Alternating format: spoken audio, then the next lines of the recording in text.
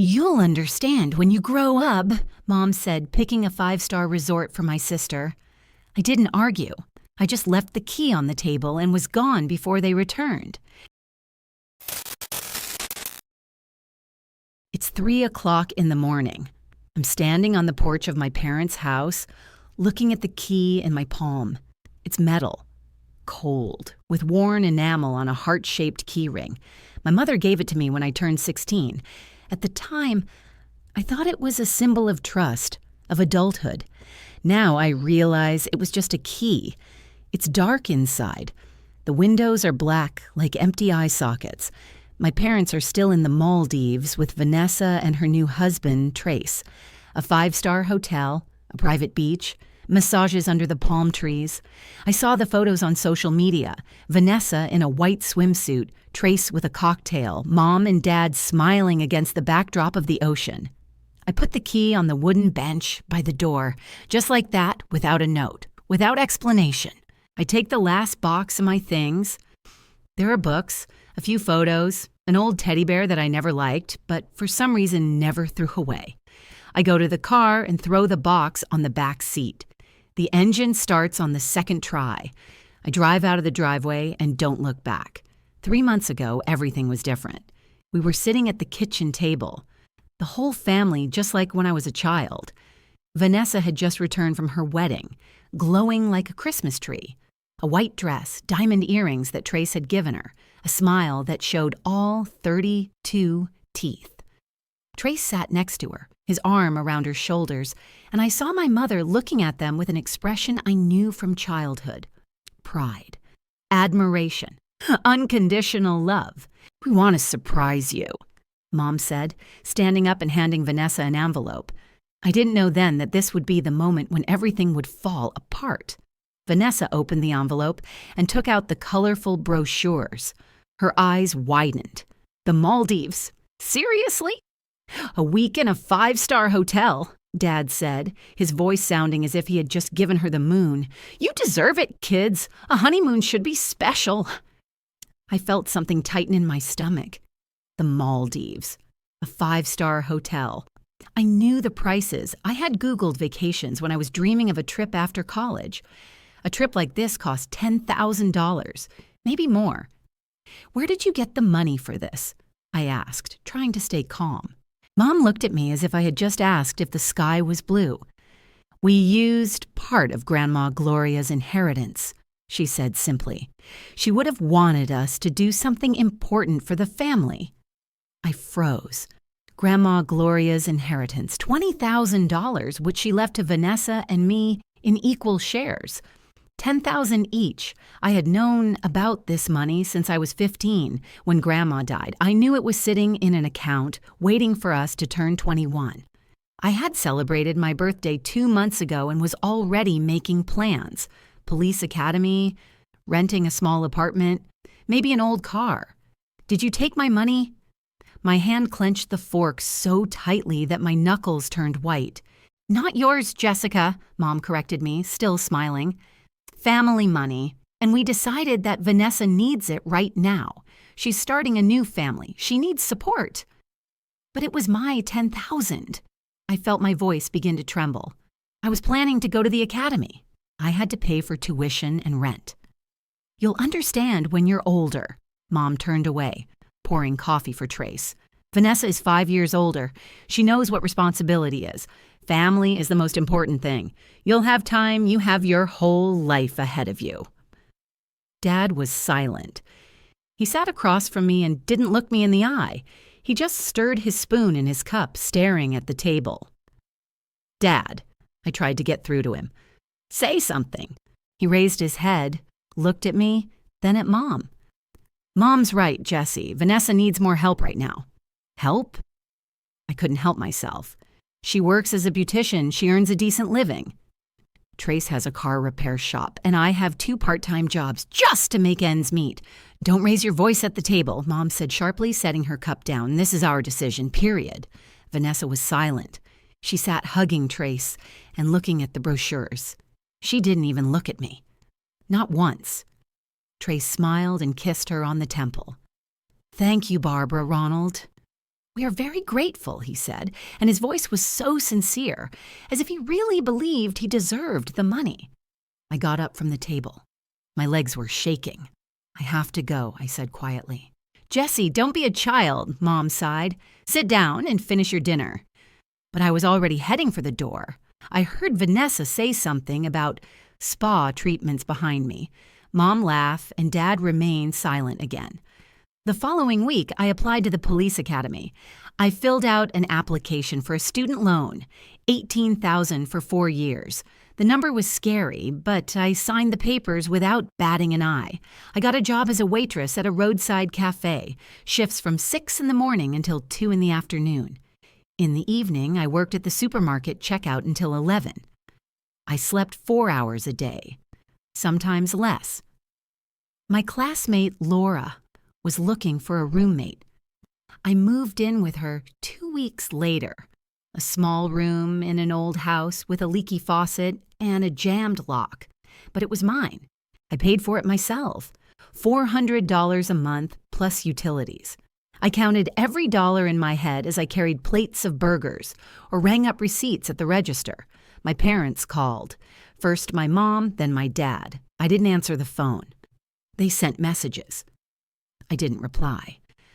Vanessa wrote once, "Don't overdo it, Jessie. Everything will be fine." The academy turned out to be harder than I thought. Physical training, shooting, legal disciplines, psychology. I fell asleep over my textbooks, woke up to my alarm at 5 in the morning, went for a run, then to class, then to work. In the first 3 months, I lost 16 pounds. Instructor Carver, a lean man in his 50s with a scar on his chin, looked at me skeptically. "Crane, are you sure you can handle this?" he asked after another obstacle course when I could barely stand on my feet. "Yes, sir," exhaled. "Then prove it." And I proved it. Every day, every minute. I couldn't fail, not after leaving everything behind. A year later, I got my badge.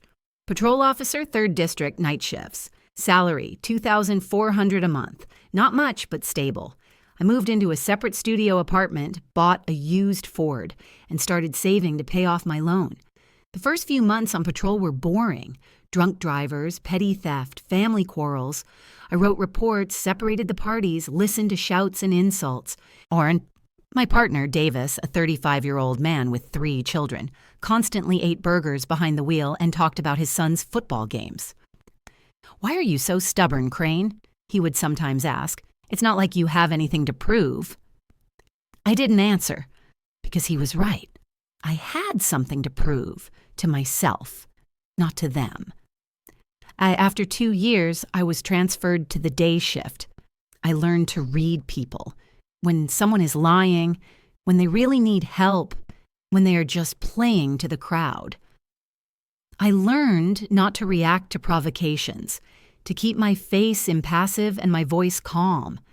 I learned to trust my instincts, that quiet voice in my gut that says, "Something's wrong, be careful." I thought I had closed that chapter forever. My parents, Vanessa, Trace, they were in the past behind closed doors.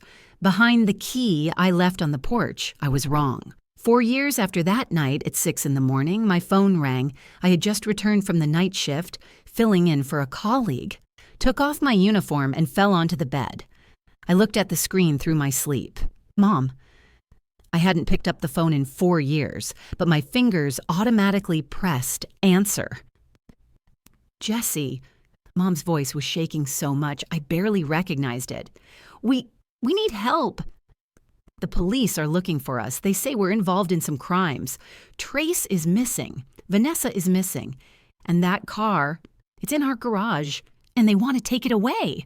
I sat up in bed, my heart pounding. "Mom, what are you talking about? What car?" "I don't know. Trace transferred it to us 3 months ago. He said it was collateral, and now the detectives say it's stolen. Jessie, I'm scared." I closed my eyes and pressed my fingers against my nose. I felt something heavy and sharp in my chest. "I'll be there in an hour." I pull up to my parents' house at 7 in the morning. The sun is just rising. The sky is gray-pink. The air is damp with morning dew. The house looks the same as it did 4 years ago. the same porch with peeling paint, the same old maple tree in the yard. But something about it has changed. It doesn't have the comfort it once had. My mother opens the door before I even have time to knock. She has aged. That's the first thing I notice. Gray hair that wasn't there before, wrinkles around her eyes that have deepened, shoulders that seem to have slumped. She looks at me, and I see something in her eyes that was never there before. Fear. "Jessie," she says quietly, "you're here." I nod, not going inside. I stand in the doorway. "Where's Dad?" "In the garage. With that car." I walk around the side of the house and down the driveway to the garage. The gate is open. Dad is standing next to a red Dodge Charger, looking at it as if it might explode at any moment. He turns when he hears my footsteps, and I see the same thing. He's aged. His face is gaunt. There are dark circles under his eyes. His hands are trembling slightly. "Hi, Jessie," he says, and his voice sounds like he hasn't slept in days. I walk up to the car and look it over. Red metallic, aftermarket rims, lowered suspension, tinted windows. It looks aggressive, expensive. Not something my parents could afford or would want to have. Mom comes up behind me, wrapping her arms around herself as if she's cold, even though it's already warm outside. "Tell me everything in order," I say, taking my notebook out of my pocket. Dad sighs, leans on the hood, and stares at the ground. "A year ago, Trace came to us," he begins. "He said he wanted to open his own auto repair shop, a big business with equipment and hired mechanics. He showed us his business plan and calculations, and it all looked serious. He asked to borrow money to get started." "How much?" I ask. $35,000. Mom stands behind me, her voice trembling. "We took out loans from 2 banks. First National gave us 20, and the credit union gave us 15. Trace promised to pay it back in 6 months with interest." I clench my jaw. 35,000. They gave Trace more than my grandmother left me and Vanessa combined. And you believed him? Just like that. He's our son-in-law. Dad raises his head, his eyes protective. He's family. Of course we believed him. I don't say what I think. I don't say that they never believed me so easily. What happened next? 6 months passed. There was no money. Mom comes closer, standing next to Dad. Trace said things were going slower than he expected, but soon everything would be fine. We waited. Then, 3 months ago, he came with this car. He said he would transfer it to us as collateral so we would know he was serious about the debt. We don't know anything about cars, so we signed the papers he brought. I walk up to the car, open the door, and sit inside. The interior smells like leather and something chemical, maybe air freshener. There's a sticker with some racing club's logo on the dashboard. I get out, walk to the back, lean over, and look at the license plate. I take a photo with my phone. "When was the last time you saw Trace and Vanessa?" "A month ago." Dad looks away again. They came over for dinner. Vanessa seemed nervous, looking at her phone the whole time. Trace was his usual self, talkative, smiling. He said everything was fine, that they would pay off their debt soon. And then they disappeared. "Their phones aren't answering." Mom wipes her eyes with her palm. "We went to their apartment. It's empty. The neighbors say they left 3 weeks ago, took their things at night." I write everything down in my notebook, trying not to show my emotions, but inside I'm boiling. Vanessa, my sister, who always got everything she wanted, who never thought about the consequences. "A week ago, detectives came to us," Dad continues, "from the Organized Crime Department. They showed a search warrant and took the car documents. They said she was involved in a case of illegal street racing, criminal conspiracy, and theft of property, that we could be accomplices." "We didn't know anything," Mom raises her voice, and I hear despair in it. "We just wanted to help." I look at them both, and suddenly everything becomes so clear. They always wanted to help, but not me. "I'll see what I can do," I say, closing my notebook. "But officially, I can't investigate relatives. I can only check the information unofficially. Please, Jessie." Mom comes over and takes my hand. Her palm is cold. We don't know who else to turn to. I pull my hand away and take a step back. Who's handling your case? What's the detective's name? Reynolds, Dad says. Detective Reynolds from the Organized Crime Division. I know that name. Reynolds is a tough cop, not one to stand on ceremony. If he's handling the case, it must be serious. I leave the garage, get in the car, and drive back to the station. The whole way, I think about Vanessa. Where is she now? What has she done? And why am I helping my parents who never helped me? But I know the answer, because I'm a cop, and because somewhere deep down, I still hope that someday they'll see me. The next day, I go to the archives and pull up cases of illegal street racing from the last year. I find several references to a red Dodge Charger, but there is no owner's name, only a description and partial license plate numbers. I check the stolen car database. A car with that VIN code was reported stolen 8 months ago in a neighboring county. The owner, Marcus Hill, filed a report, but the car was never found. I print out the photo, drive to my parents' house, and compare the engine numbers. They've been tampered with. Someone tried to disguise them, but the traces are visible at a certain angle of light. I take a few more pictures and write everything down in my notebook.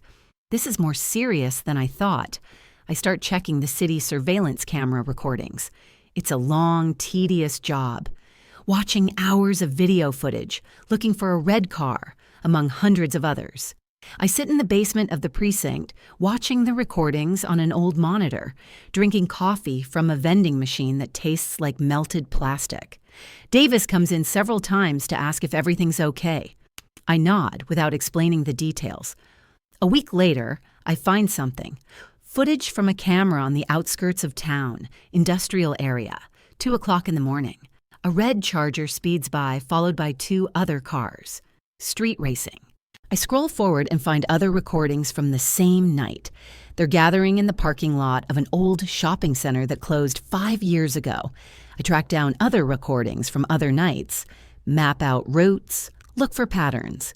They gather there every Friday around 1 a.m., always the same cars, the same people. Friday. I take my partner, Davis, and 2 other patrol officers, Miller and Coulter. I explain the situation without mentioning the family connection. I say I'm tracking a group of street racers who may be connected to the stolen cars. They agree to help. We arrive at the parking lot at 12:30 a.m., park behind an abandoned warehouse, turn off our headlights, and wait. The darkness around us is thick, with only distant streetlights casting a yellow glow on the asphalt. At 1:30 a.m., the first cars appear, then more. Half an hour later, there are about 15 cars gathered there, people standing in groups, some smoking, some checking their engines, music blaring from someone's speakers. "Let's go," I say into the radio. We drive out of our hiding place, sirens and flashing lights on. People scatter, some try to get into cars, but we block the exits. We detain 3, the rest flee on foot across the field behind the shopping center. I run after one, catch up with him at the fence, twist his arms behind his back and handcuff him. He doesn't resist, just spits out curses. One of the detainees is a guy about 26 years old, thin with tattoos on his arms and neck, a piercing gaze. His name is Dex Larkin. We take them to the station and seat them in interrogation rooms. I go to see Dex at 4 in the morning. He is sitting back in his chair, smiling as if it's all a joke. "Cop," he says, "do you want to find out something, or are you just ruining our evening?" I sit down opposite him and put a photo of a red Charger on the table. "This car, have you seen it?" Dex looks at the photo and smiles wider. "Maybe I have. Maybe I haven't. It belonged to Trace Holmwood." "You know that name?" His smile disappears for a moment, then returns. "Holmwood. Yeah, I've heard that name." "Where is he?" "How should I know? I'm not his babysitter." I lean forward and look him in the eye. That car belongs to my parents now. Trace transferred the title to them, then disappeared with my sister. Now my parents are under investigation. If you know anything, you'd better tell me. Dex looks at me for a long time, then leans closer and lowers his voice. "You're looking for Trace Homewood? Don't bother. He's not who he says he is. If you want the truth, talk to Silas Webb. Only he's not the kind of guy who likes cops. Silas Webb." I run the name through all the databases available to a patrol officer. I find an address, a car repair shop on the outskirts of town, an industrial area with lots of closed warehouses, and abandoned buildings. He has several arrests for minor offenses, fights, disorderly conduct, once for selling stolen property, but the case was closed due to insufficient evidence. I can't go there in uniform. If Dex is right and Silas doesn't like cops, he'll immediately shut down. So the next day, I take a day off, put on jeans and an old jacket, and tie my hair back in a ponytail. I look like an ordinary girl who might be looking for someone from that world. Silas's auto repair shop is a dilapidated hangar with a faded sign above the gate that reads, "Webb Auto Repair." The yard is littered with old tires, rusty parts, and several cars without wheels. It smells of oil and burnt rubber. I walk inside through the open gate. It's dark inside, only a lamp above the workbench casts a yellow light. A man stands under the raised hood of an old pickup truck. Broad shoulders, gray stubble, hands covered in grease up to his elbows. He turns when he hears my footsteps, and I see a face that life has beaten again and again. A scar above his eyebrow, a broken nose, deep wrinkles. "We're closed," he says hoarsely, wiping his hands with a rag. "I'm looking for Silas Webb," I say, trying to speak calmly. "Found you. What do you want?" "I'm a friend of Trace Homewood's. He said you could help with something." Silas stares at me for a long time, then smiles, a smile without warmth. "Trace's friend," he repeats. Interesting, because Trace disappeared a month ago, owes me a lot of money, and suddenly his friend shows up. "Are you a cop?" I don't have time to answer. He takes a step closer, and I see his hand move toward his pocket. Instinctively, I step back, but he only takes out his phone. "Get out of here before I call my guys," he says. "Wait," I raise my hands. "Yes, I'm a cop, but I'm not here officially." Trace is my sister's husband. He disappeared, leaving my parents with debts and a stolen car. I just want to know the truth. Silas stops, looks at me as if assessing whether I'm lying. "Your sister is Vanessa?" "Yes." He slowly puts his phone back in his pocket and crosses his arms over his chest. "Then listen carefully, cop. Trace and your sister owe me $80,000. 80, you understand. They came to me 8 months ago and asked me to forge documents for a stolen car, a red Dodge Charger. I did the job and they disappeared without paying." My stomach clenches. 80,000 fake documents? It's even worse than I thought. "Describe the car," I say. "Red metallic, aftermarket wheels, lowered suspension. There's a scratch on the left side of the rear bumper, like a line. The engine has a distinctive rumble because it has a sports exhaust manifold." I nod. It's the same car. Exactly the same. "Did they say where they got it?" "No, but I'm not stupid." The car was hot. The VIN was altered, as were the engine numbers. Someone did a good job, but not perfect. I finished the work and made the documents clean, and they ditched me. I take a deep breath, trying to collect my thoughts. "Do you know where they are now?" "If I knew, I would have found them already." Silas returns to the workbench, picks up a wrench, and turns something in the engine. "But if you find them before I do, tell them this. Silas Webb doesn't forgive debts." I leave the repair shop, get in my car, and dial Davis's number with trembling hands. I hang up.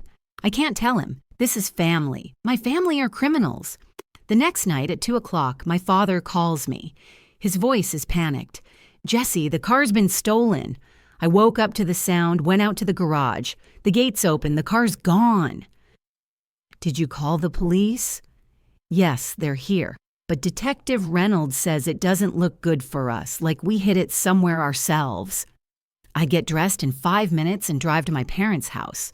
A patrol car is parked outside the entrance and 2 cops are examining the scene in the garage.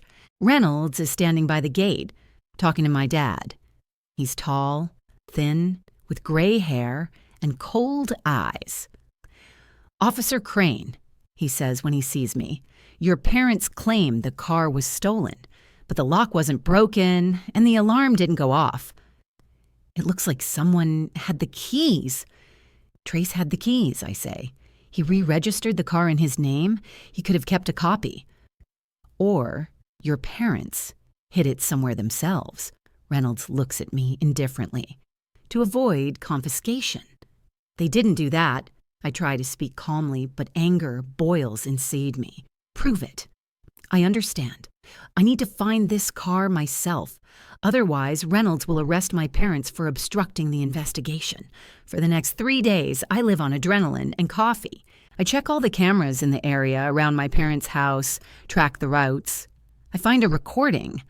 At 1:35 a.m., a red Charger leaves their street and heads east. I track it through other cameras and map out the route. The car disappears on the outskirts of the city, where there are no cameras. I drive there, checking motels, gas stations, roadside cafes. I show them a photo of the car and ask if anyone has seen it. Most people shake their heads. But on the third day, at a cheap motel called Pine Breeze, 20 miles outside of town, the clerk at the front desk, an old man with thick glasses, nods.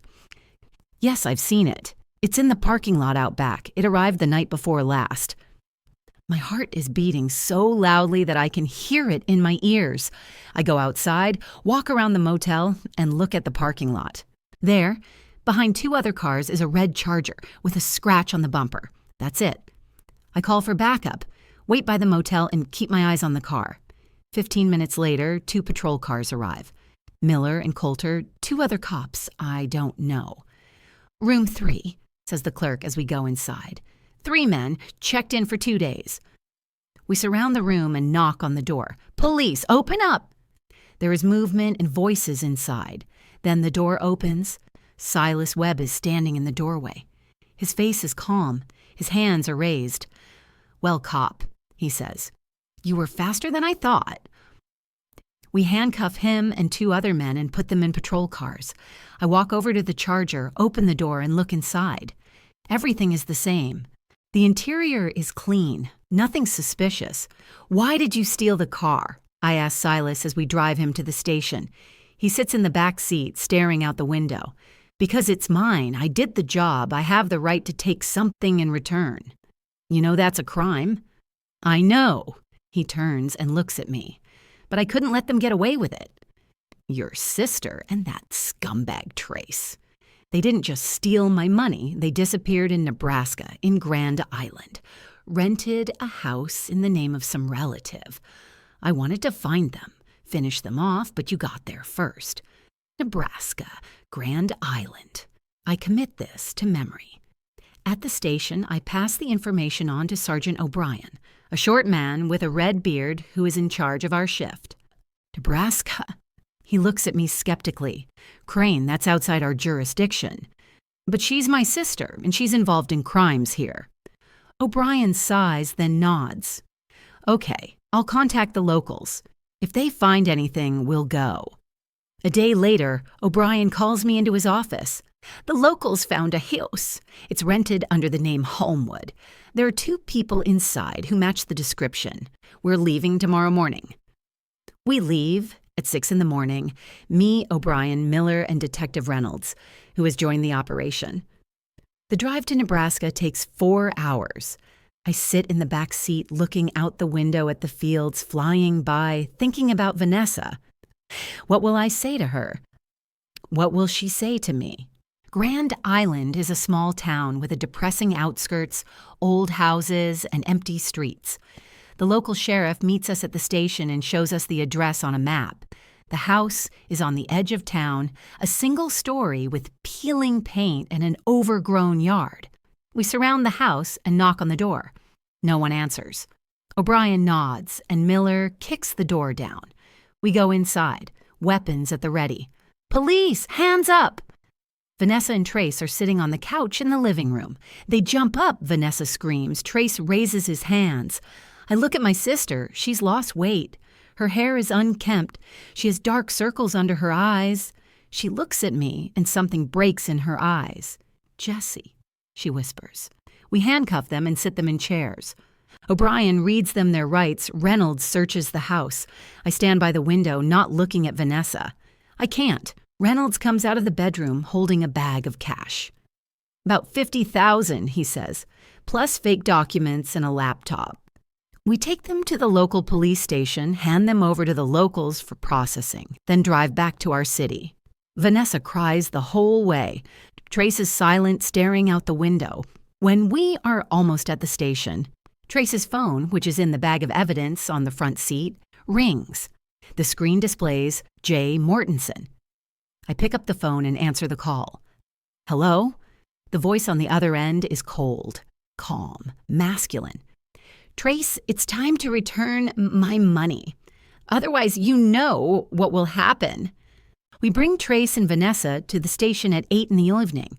The hallways are empty. Most of the cops have already gone home. I lead Vanessa into one interrogation room, while Reynolds takes Trace into another. O'Brien stands in the hallway with his arms crossed over his chest. Crane, are you sure you want to do this? He asks. She's your sister. That's why I have to do it, I say, not looking at him. I enter the room. Vanessa is sitting at a table, her hands cuffed in front of her, her head bowed.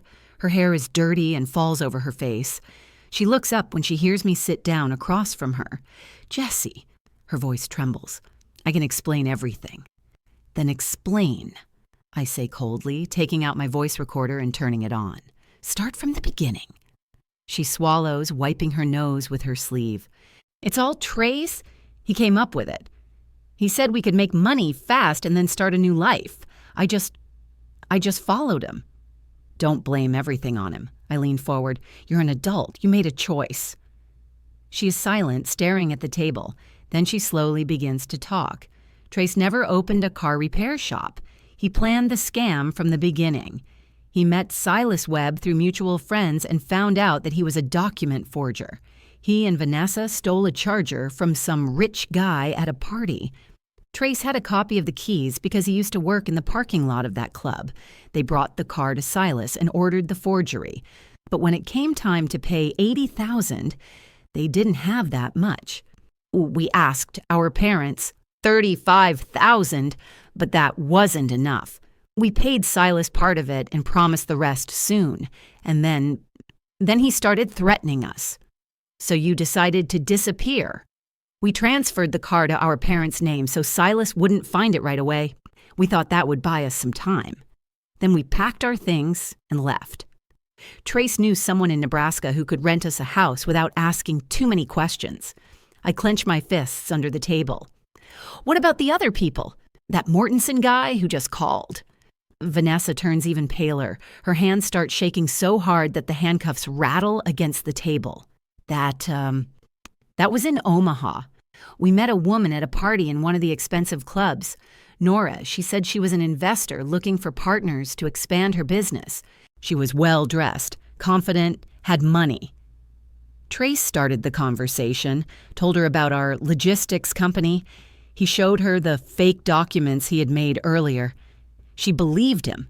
She gave us $20,000 as a down payment, in cash. And you disappeared with the money. We thought she was just a rich businesswoman who wouldn't look for us through the courts because she was ashamed to admit she had been deceived. Vanessa wipes her eyes. But a week ago, a man started calling Trace. He called himself Mortensen. He said he knew where we were, that he knew everything about us, that Nora wasn't who she claimed to be, that she was connected to some very serious people, that if we didn't return the money, they would find us, and he didn't say what, but Trace was scared to death. Did he threaten you? Yes. He said they had their own methods, that they didn't go to the police, they dealt with these matters their own way. Trace decided that we were involved in some kind of criminal case, that Nora was some kind of money launderer or a drug cartel liaison, and Mortensen was her protector or someone from the same organization. I write everything down in my notebook. So they don't know who Mortensen really is. They think he's a gangster. How many times did he call? 4 times. Each time he said that time was running out, that we had to return the money. The last time was this morning, before you found us. Trace was afraid to answer, but the phone wouldn't stop ringing. I get up and go to the door. "Stay here, don't move." I go out into the hallway. O'Brien is talking to Reynolds by the coffee machine. I walk over to them. "Did Trace say something like that?" I ask. Reynolds nods. "He's panicking. He says Mortensen is a serious criminal, possibly involved in drug trafficking or money laundering, that they accidentally cheated the wrong person, and now their lives are in danger. He's willing to cooperate if we protect them." "Does he know Mortensen's real name?" "No, just a phone number and his voice." I look at O'Brien. "We need to find out who this is. He might really be dangerous." O'Brien frowns. "Or he could be some small-time crook who wants his money back. Either way, we need to find him." "We'll get Trace to set up a meeting," I say. "If Mortensen shows up, we'll take him." Reynolds looks at me skeptically. "It's risky. If he's really connected to serious people, we could get caught in the crossfire." "Then we'll prepare properly," I insist.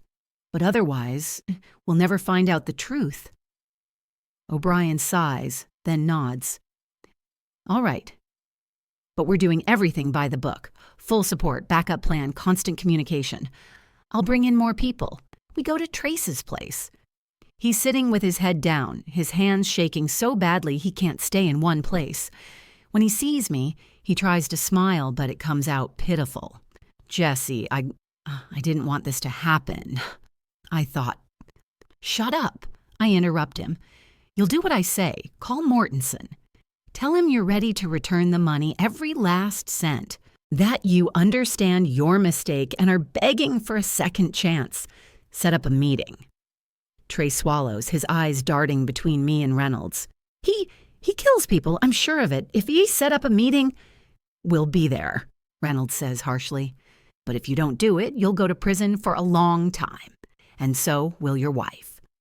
The choice is yours." Trace looks at the floor, then slowly nods. "Okay, I'll call." Reynolds places the phone in front of him, set to speakerphone. Trace dials the number. His hands are shaking so badly that he misses the buttons twice. Finally, he succeeds. Rings. 1, 2, 3. Then a voice. The same cold, calm, emotionless voice. "Trace, I've been waiting for your call." Trace swallows, his voice barely audible. I want to pay you back, everything, every last dollar. Please give me a chance." I realize I made a mistake. I'm ready to make it right. Silence on the other end. Long, heavy. Then, "Where are you now?" Trace looks at Reynolds, who shows him the text on a piece of paper. "In town. I can meet you tomorrow evening, wherever you say. I'll come wherever you say." Another pause. Trace wipes the sweat from his forehead. "The parking lot of the old brick factory on Industrial Road. 7 o'clock in the evening. Come alone. If I see anyone else, you won't see me again, because I won't be so nice and polite to you. Understand?" "I understand. I'll be alone, I promise. Bring the money. Cash 20,000. Okay, I'll bring it. I hope for your sake that's true." The call ends. Trace puts down the phone, his hands shaking even more. He looks at me. "He's going to kill me. I know it, even if I bring the money." "We'll be there," I say. "You just do what we say." O'Brien writes down the address and looks at his watch. "We have 22 hours. Get ready. The next day we conduct reconnaissance. Me, O'Brien, Reynolds, and 3 other cops. Miller, Coulter, and Detective Simmons from the Organized Crime Division. Drive to the old brick factory. It's been closed for 10 years. A huge area with ruined buildings, empty hangars, a parking lot overgrown with weeds and cracked asphalt. There's no one around, just abandoned containers and rusty metal structures. It's the perfect place for a meeting and for an ambush, but also the perfect place for a trap. We survey the area looking for positions to hide. Behind the old hangar is good. From there, we can see the entire parking lot, but we are not visible. Simmons checks the lines of fire and marks the map. If more than 2 cars show up, we retreat," says O'Brien. "We're not taking any chances." What if he comes alone? Miller asks. We wait until Trace hands over the money. Then we come out and arrest him. I look at the parking lot and imagine how it will be tomorrow. Darkness, tension, an unknown man who could be anyone. In the evening, we gather at the station and check our equipment. Body armor, weapons, radios, action plan. Trace is sitting in his cell, Vanessa in the one next to him. I go in to see her before we leave. She's lying on her bunk, staring at the ceiling. Jessie, she says quietly without turning her head, if something goes wrong, tell Mom and Dad I'm sorry. You'll tell them yourself, I reply and leave. It's 7 o'clock in the evening. I'm sitting in a patrol car behind an old hangar, watching the parking lot through binoculars. Trace is standing by his car, nervously twisting the keys in his hands. He's wearing civilian clothes, and in his pocket is an envelope with money. Fake, but it looks convincing. It's getting dark fast, the sky turning purple, then black. The wind carries the smell of rust and dust. Ready? O'Brien asks over the radio. Ready, come the replies. At 6:59 p.m., a black SUV pulls into the parking lot. Tinted windows, no front license plate. It stops 10 meters from Trace. The headlights go out. Pause. Long, heavy. Then the doors open. 4 men in dark civilian clothes, you're in jackets, jeans, get out. But something about them is off. They move in sync professionally, confidently. One of them walks ahead. The rest remain by the car. Something's wrong, O'Brien whispers into the radio. They're too professional, not like ordinary gangsters. We're waiting, Reynolds replies. The man approaches Trace and says something. Trace nods, pulls an envelope out of his pocket, and hands it to him. The man takes it, opens it, and checks the money. Then he suddenly looks back and stares directly in our direction. Police, come out. We know you're here, he shouts loudly. I freeze. They knew. They knew from the beginning. O'Brien gives the signal. We come out of hiding. Weapons at the ready. I step forward, holding my gun with both hands, showing my badge. Police, hands up. Put your weapons on the ground. The man standing next to Trace smiles slowly.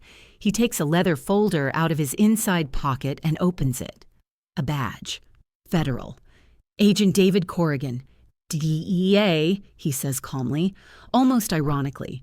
Who are you? And what are you doing at our operation? I lower my weapon, take a step forward, and look at the badge. It's real. Seals, photo, everything in place. Officer Jessica Crane, local police, I say, trying to remain calm.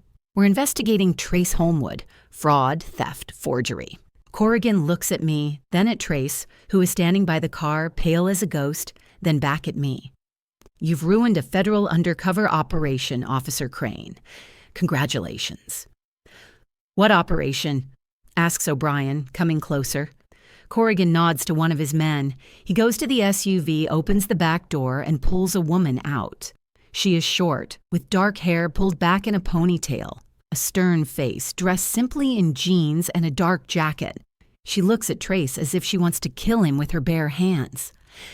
Agent Nora Tillman, DEA, undercover, Corrigan says, pointing to the woman. She's been working on the drug cartel case for the last 2 years.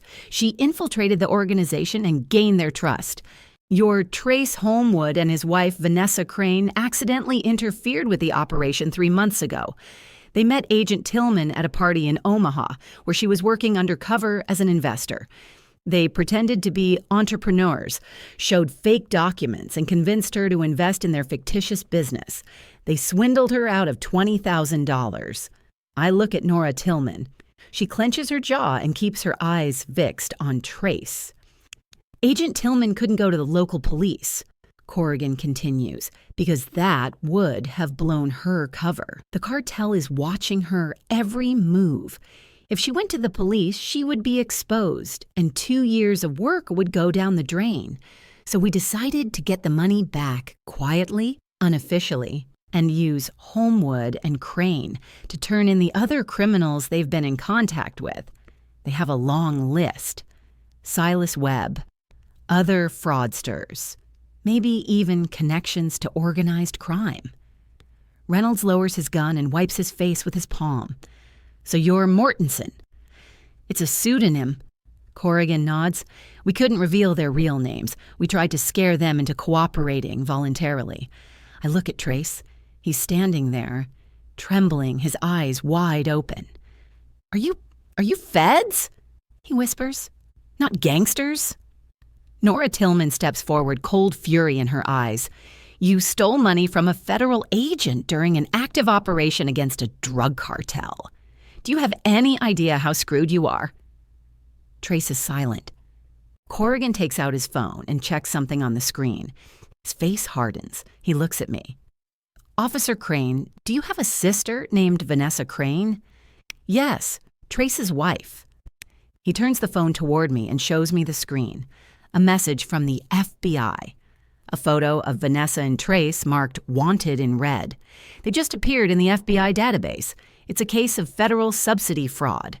A small business assistance program for pandemic victims. They submitted false documents for a non-existent company, received a subsidy of $200,000, got the money, and disappeared. An FBI special agent is on their trail. He'll be here he looks at his watch. 10 minutes. I close my eyes, squeeze my nose with my fingers. 200,000. Federal subsidies. This isn't just fraud, it's a federal crime with a long sentence. "How many people did you cheat?" I ask, looking at Trace. My voice is quiet, but there is anger in it. "How many organizations? How many gangsters? How many law enforcement agencies? The police, the DEA, the FBI, who else? Who else is looking for you?" Trace is silent, staring at the ground. His shoulders are shaking. 9 minutes later, another car pulls into the parking lot. A gray sedan with federal license plates. A woman in a strict suit gets out with short blonde hair and a cold, hard gaze. She walks straight up to us and shows her badge. "Special Agent Claire Dunfort, FBI." She says in an official, emotionless voice, "Trace Homewood and Vanessa Crane are under arrest on federal charges. Embezzlement of public funds, document forgery, money laundering." She looks at me, then at my badge. "Are you Jessica Crane, the suspect's sister?" "Yes." "Then step aside. Immediately. This is a federal jurisdiction." Agent Dunfort takes Trace away in handcuffs and leads him to her sedan. Corrigan looks at me. "Is Vanessa Crane at your station?" "Yes." I nod. "We're taking her now." We drive back to the station in a convoy. Agent Danforth with Trace in front, O'Brien and I behind her, and an SUV with DEA agents behind us. The ride is silent. O'Brien glances at me several times but says nothing. When we arrive, another FBI agent is already waiting at the station. A tall man with gray hair and glasses. He is talking to the sergeant on duty, holding some papers. Danforth approaches him. They discuss something quickly, then she looks at me. "Bring Vanessa Crane." I go to the cells and open the door. Vanessa is sitting on the bunk, hugging her knees. When she sees me, she stands up. "Jesse, what happened?" Trace is under FBI arrest, and so are you. Let's go." Her face turns pale. She takes a step back, as if trying to escape, but she has nowhere to go. "The FBI? Why the FBI?" "Because you stole federal money. $200,000, small business subsidies." She covers her face with her hands. Her body begins to shake. I take her by the elbow and lead her out into the hallway. Danforth is waiting at the counter, holding handcuffs. "Vanessa Crane, you are under arrest on federal charges," she says monotonously as she puts on the handcuffs. "You have the right to remain silent. Anything you say can be used against you in court." I watch as Vanessa is led to the exit. She turns and looks at me. She's not crying, she just stares blankly as if all her energy has been drained. Then they take her outside and put her in the car next to Trace. The gray-haired agent comes up to me and hands me his business card. "Agent Liam Becker, FBI. If you have any questions about the case, please contact me." I take the card and nod.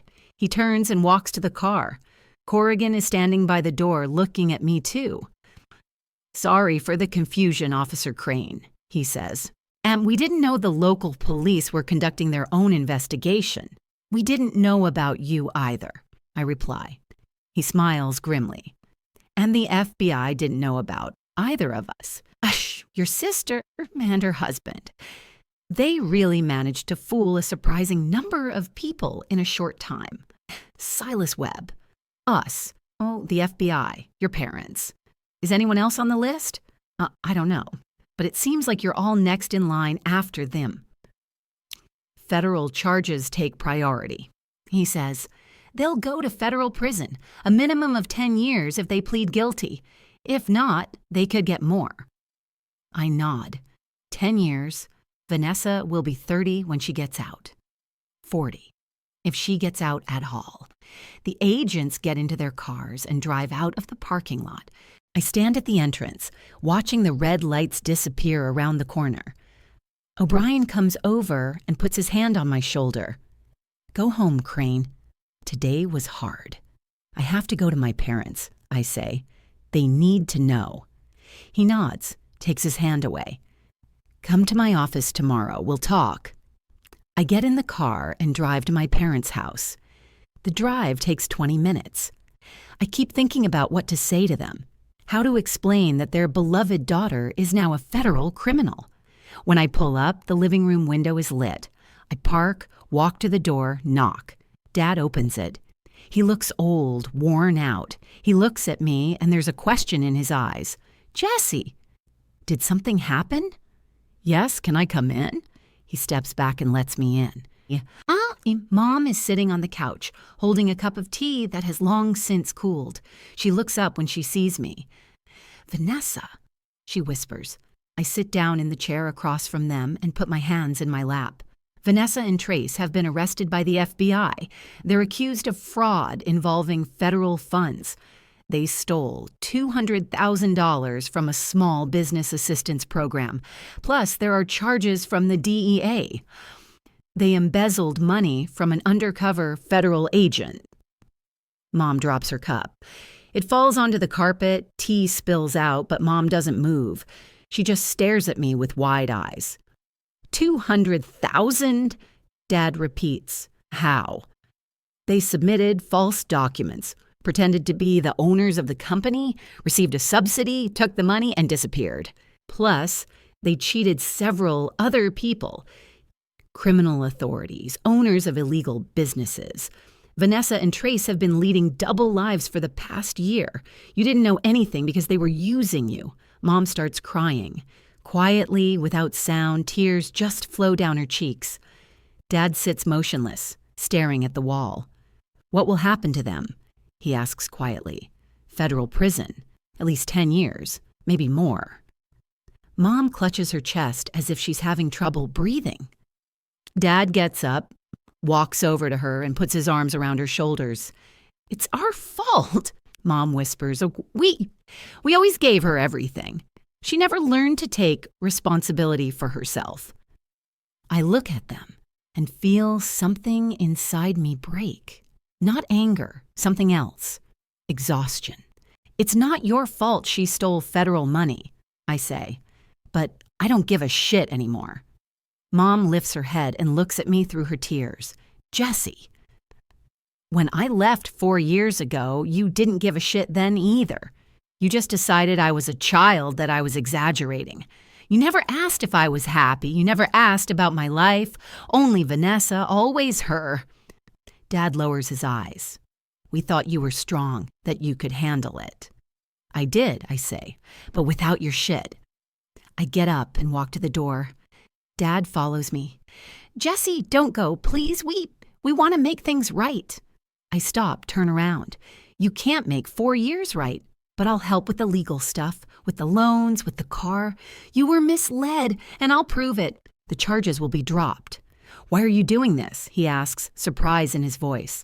"Because I'm a cop. My job is to help people, even if those people are my family." I walk out, get in the car. I drive home. On the way, I call a lawyer I've known since college, Marcus Greenberg. I explain the situation. He agrees to take on my parents' case. The next week, everything happens quickly. Marcus files papers with the court proving that my parents were victims of fraud, not accomplices. Reynolds confirms that they cooperated with the investigation. The charges are dropped. The loans are restructured. The banks agree to favorable terms when they learn of the circumstances. The car is confiscated as evidence in a federal case. The parents lose it, but that's no longer my problem. 2 weeks later, O'Brien calls me into his office. He is sitting at his desk, looking through some papers. When I enter, he looks up and points to a chair. "Sit down, Crane." I sit down. He puts the papers aside and looks at me. "Your work on this case has not gone unnoticed. You found the stolen car, tracked down Silas Webb, tracked down Holmwood and his wife, and arranged for their arrest. Even if the FBI took the case in the end, you did more than most detectives would do in a year." I don't know how to respond, so I just nod. "Reynolds has recommended you for a transfer to the Organized Crime Division," O'Brien continues. "Detective, third rank. A raise, new responsibilities, more accountability. Pretty cool for your age. Are you interested?" I look at him, trying to figure out if this is real. "Seriously?" "Seriously. Reynolds sees you have instinct, that you don't give up even when it's hard. That's rare."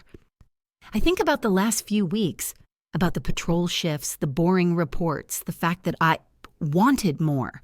I wanted to do something important. "I accept," I say. O'Brien smiles and reaches across the table. I shake his hand. "Welcome to the team, Detective Crane. In a month, I officially transfer to the new department. New office, new badge, new colleagues. Reynolds shows me the cases we're working on. Organized crime, drug trafficking, money laundering. It's more complicated than patrol work, but more interesting. I don't see my parents anymore. They call once a week, but our conversations are brief. Mom talks about her daily routine. Dad asks how work is going. I give short answers. They don't ask for forgiveness. I don't forgive them. We just exist at a distance. Vanessa writes me letters from federal prison. I received the first one 2 months after her arrest, but there's nothing interesting in it. I fold the letter and put it in my desk drawer. I don't reply. I don't know if I should say anything. A month later, my mom calls me in the evening. Her voice is trembling. "Jessie, I want you to come. Please, we need to talk." I arrive the next day. They are sitting in the living room, both looking older than they are. Mom is holding a small box in her hands. "We want to give you this," she says, handing me the box. I take it and open it. Inside is a key.